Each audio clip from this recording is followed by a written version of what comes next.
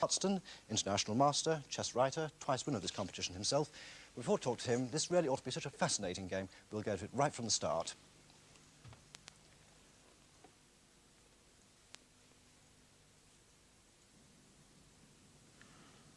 Well, I usually play d4. There's no reason to change today. d4.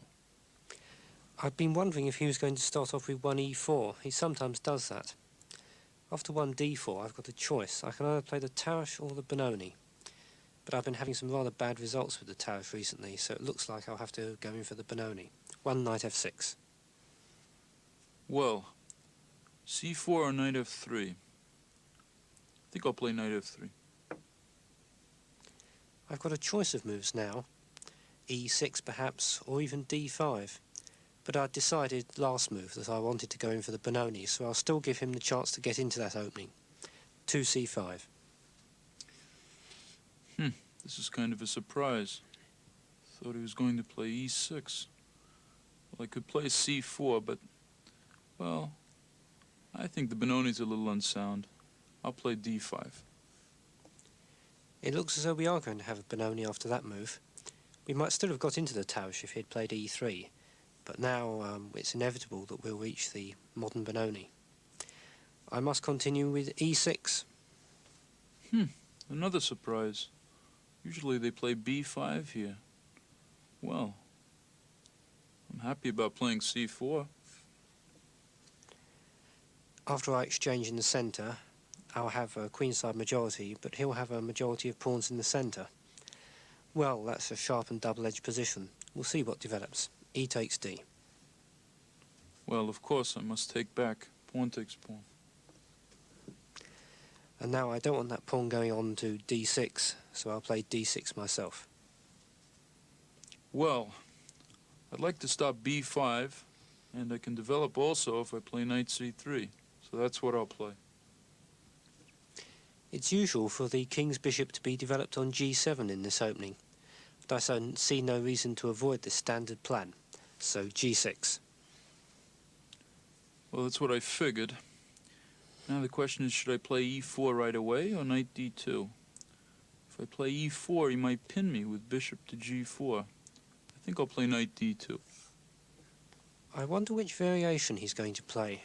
That move leaves open various options. He might continue either with e4 or with knight c4.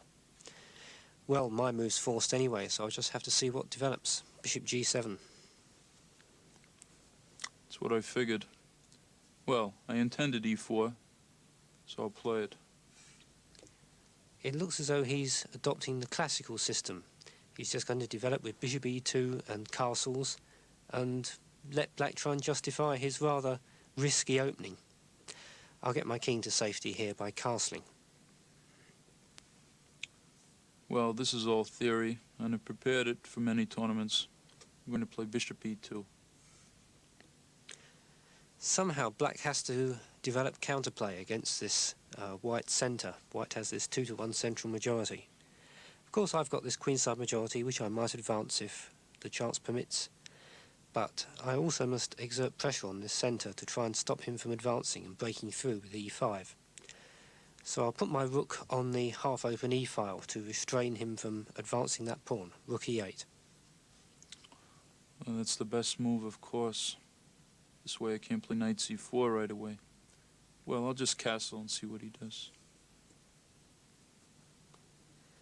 I've got a choice about developing my queen's knight. It could go to a6 and then back to c7 to support the advance b5. But I think I'll prefer to exert some more pressure on this important central square e5. So I'll develop my queen's knight to the other possible square, knight b to d7. That's what I figured.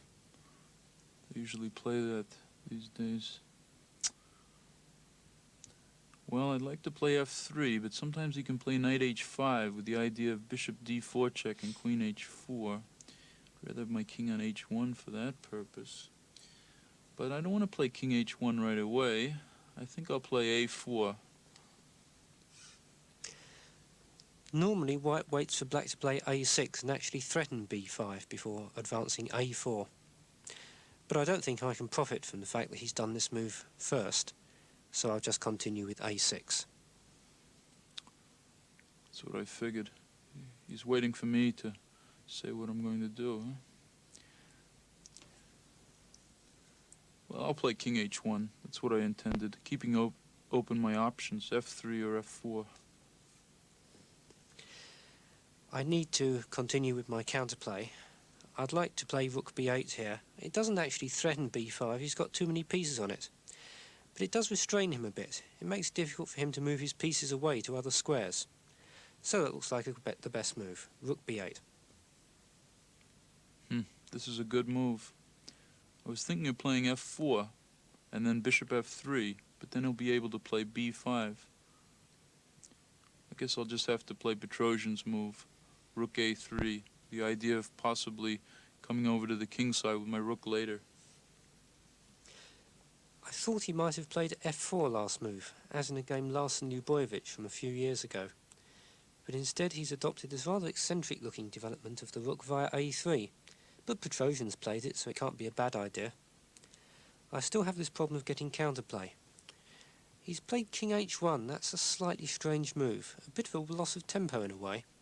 So perhaps I can develop some activity with my knights over on the king side.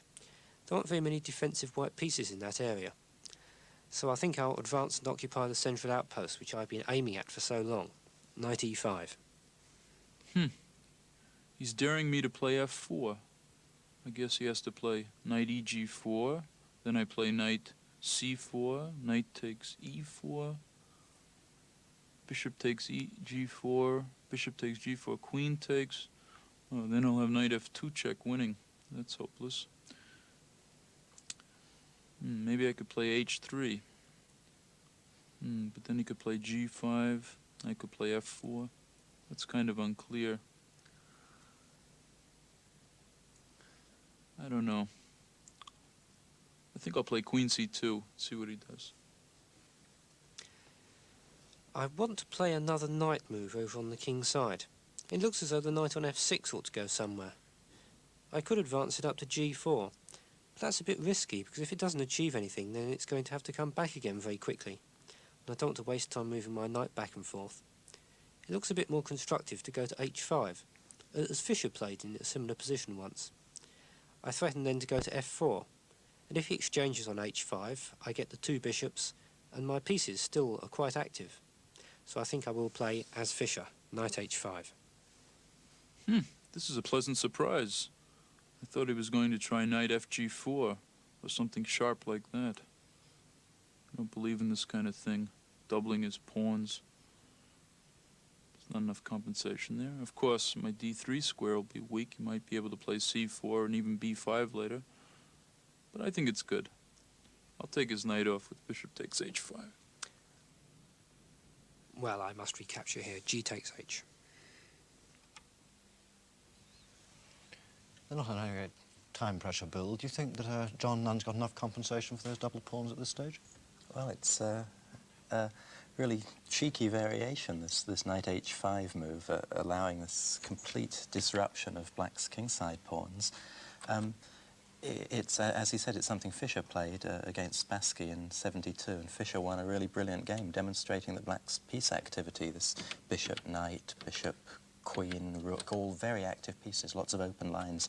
Black has compensation, but whether it's enough, I don't really believe in this line, but it's the sort of position John likes, really fluid piece play. Going by what Walter Browne was saying, he doesn't seem to dislike it either.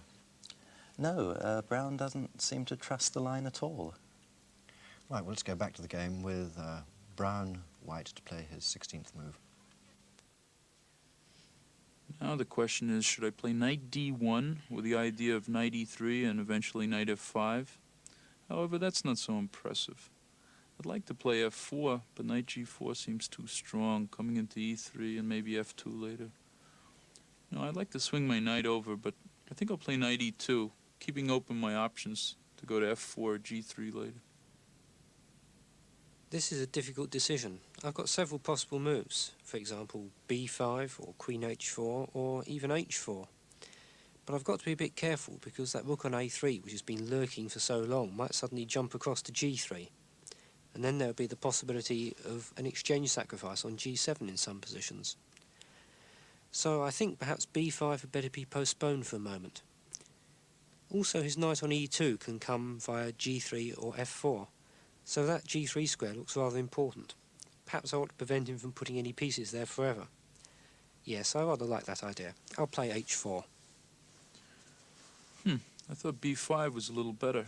Now I have a choice of playing f4 or h3 with the idea of playing f4. Maybe I could just play knight f4 to come to h5, and then if he plays queen g5 to stop me, I could play knight f3, he takes, and then I could recapture with a rook, but then he could play bishop g4. Maybe I could recapture with a pawn, threatening rook g1. It looks pretty strong. I think I'll try that, knight f4. That knight is certainly on the way to h5, a rather aggressive square. Is there some way I can prevent that? Well, I could try queen g5. Then the knight on d2 could move, for example, to f3. Knight takes knight on f3, and he recaptures... Oh, wait a moment. I see his idea. He's going to recapture with the g-pawn. Then he's going to play rook g1, and suddenly he's going to get a rook to the g-file in the end after all. Yes, that would be most unpleasant. I would probably be mated very quickly then.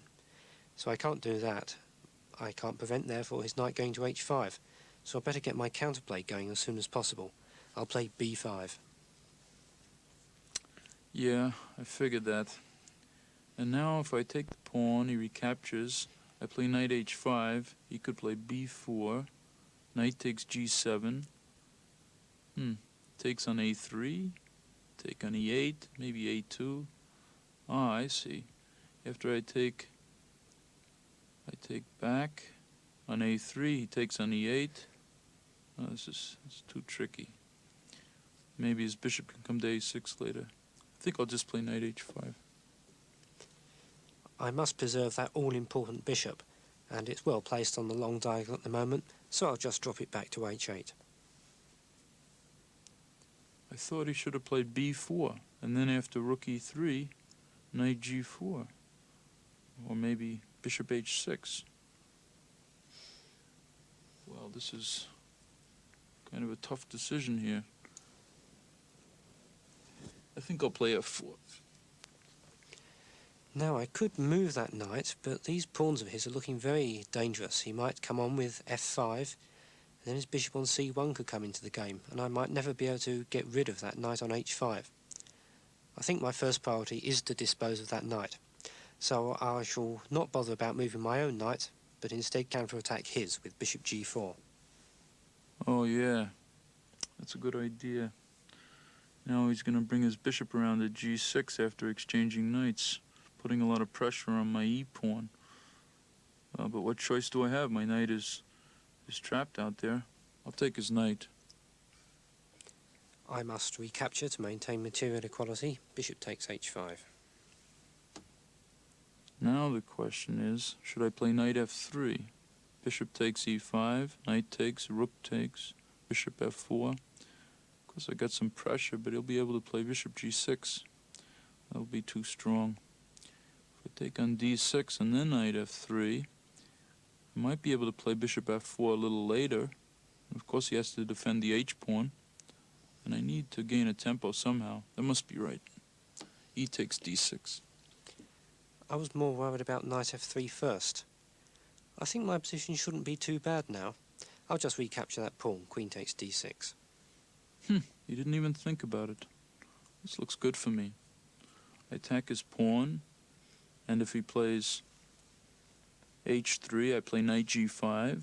He takes, I take back with the queen, and then I threaten knight takes f7.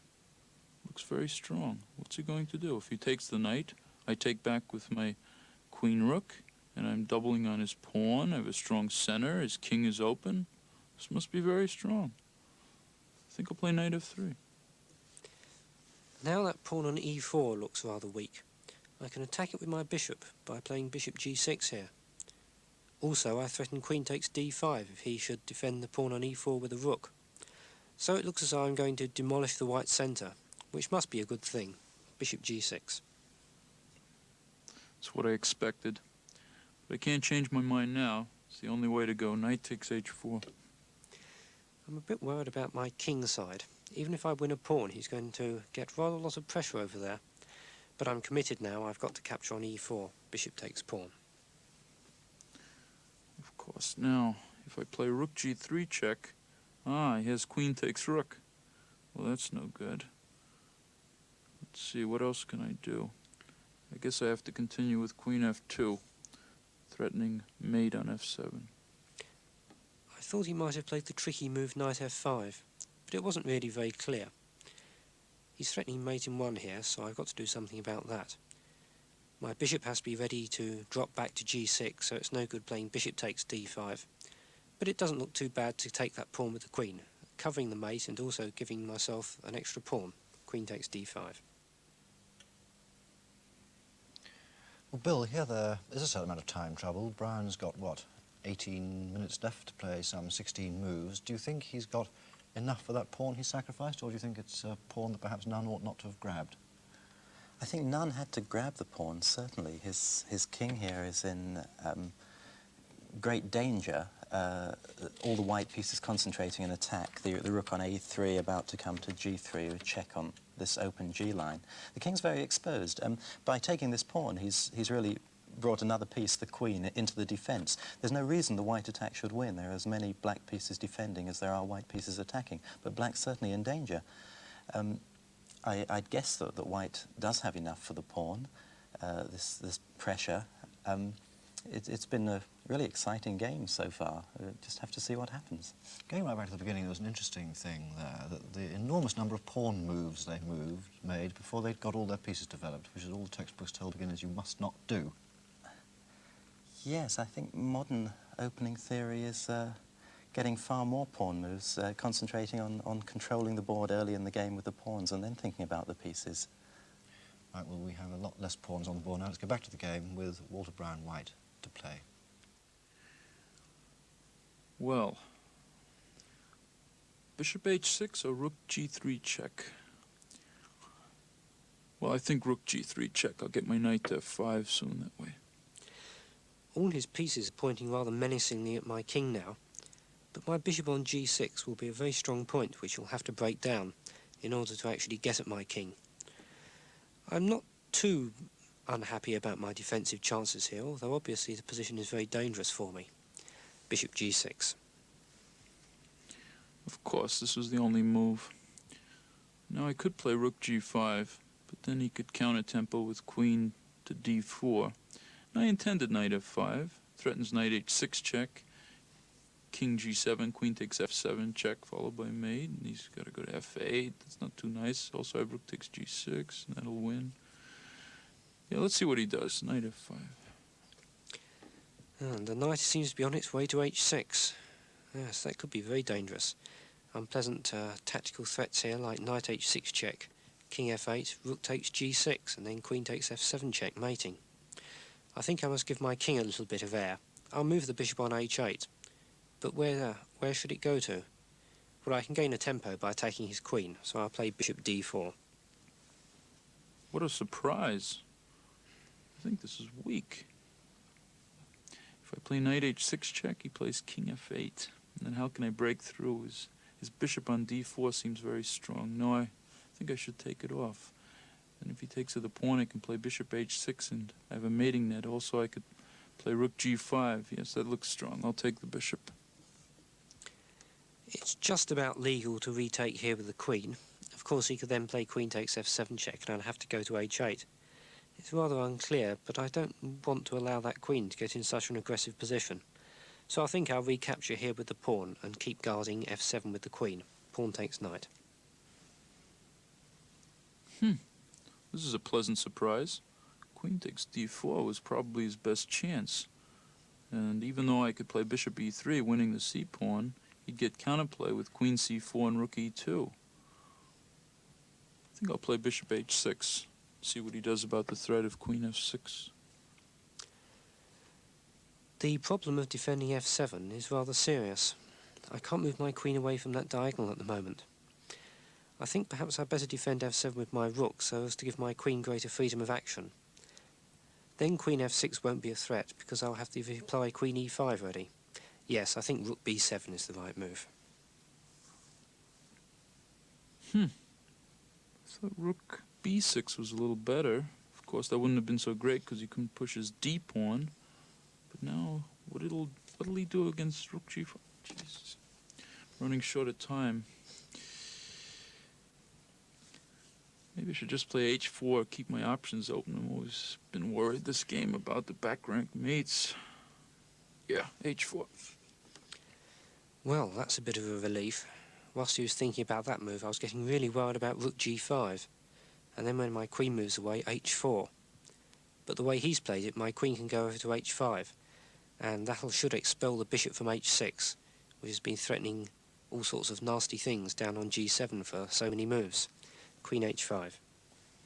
Ah, great. Of course. Forgot about this move. Yeah. Now if I play queen f4, maybe even rook e4. Christ.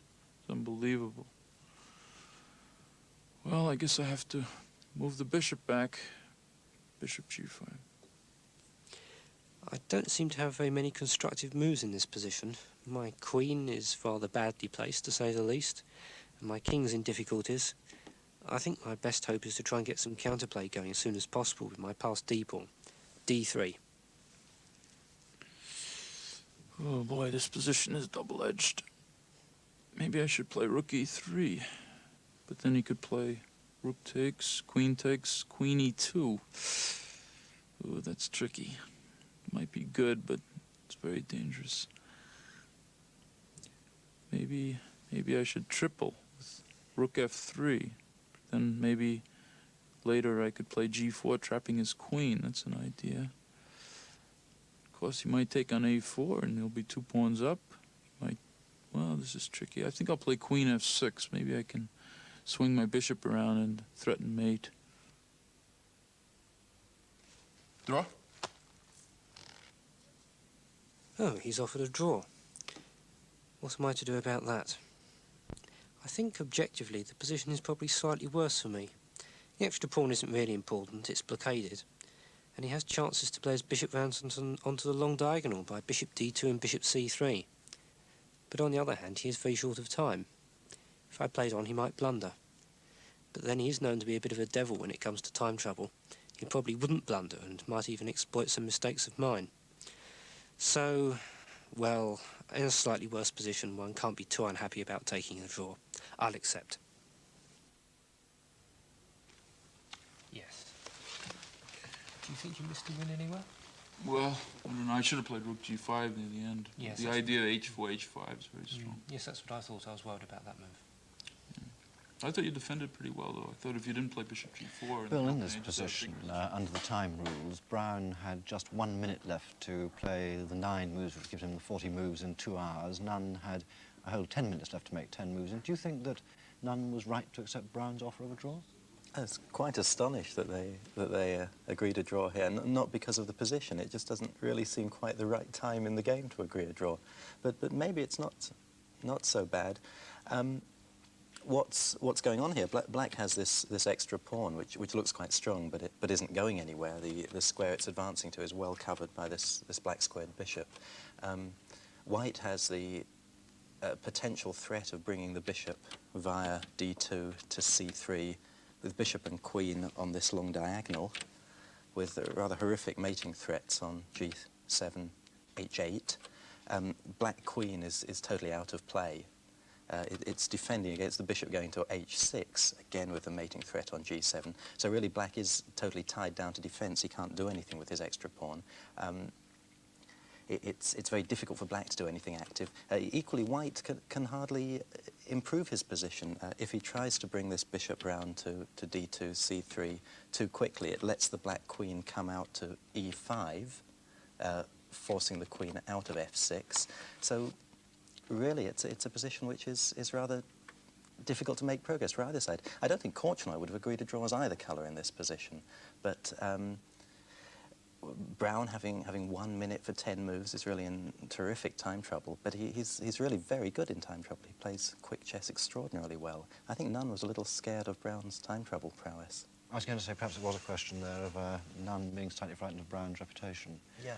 One of the interesting things, Bill, here is that Browne, you say he plays very well in time trouble, but he gets himself into time trouble. Korchnoi, of course, in his game against Schmidt got into the most frightful time trouble, lost a game which he might have won. How is it that players as good as Korchnoi and Browne can so often find themselves in trouble against the clock? Korchnoi and Browne, I know, are real perfectionists in their chess. They believe that the first 20 moves of the game are absolutely the most important, and that the sort of position you get there really determines the result of the game. So they think a very long time over the early moves, and they don't mind after 20 moves having a position with a clear small advantage and having to make the other 20 moves in maybe a minute. They know they can do it. Other players like Larsen believe in playing very quickly for the first half of the game and maybe confusing the other opponent, their opponent when he's short of time in the rest of the game. The difficult bit about time trouble for the opponent is getting used to having the moves replied to instantly. I've always found it far more difficult playing against someone who is in time trouble than being in time trouble myself. It's easy enough forcing yourself to think because you know you have to move quickly, but getting used to not having a rest between moves while the opponent's thinking is often difficult. This increases the tension. It's terrible tension during time trouble. Yes, that's curious, because in fact the faster he plays, the faster you feel you have to play, whereas in fact you don't really have to at all. You could spend a minute or so over each move. Yes, really, if you have enough time left, you should just go to sleep for a minute after the opponent's moved when he's in time trouble, just because that's what you're used to. It completely upsets the balance of thinking time. Bill, thanks a lot. Right, well, I should think that Walter Browne must really be rather disappointed by that result. He must have hoped very much indeed tonight to have finished up a clear leader in his group, but on the other hand, Nunn must be delighted because he's kept his chances alive. Let's have a look at the Group A board, where anything could now happen. If Nunn can beat Flager, Hort and Browne have played each other and they draw, we could have a three-way payoff. We're going to leave Group A now. We'll have a look at Group B, which is the one we're joining next week. This is the group where Lothar Schmidt, the West German, had that sensational first-round win over Victor Korchnoi, who's the hot favourite of this tournament. Next week, Victor Korchnoi plays Robert Browne from the USA, and that is a game that Korchnoi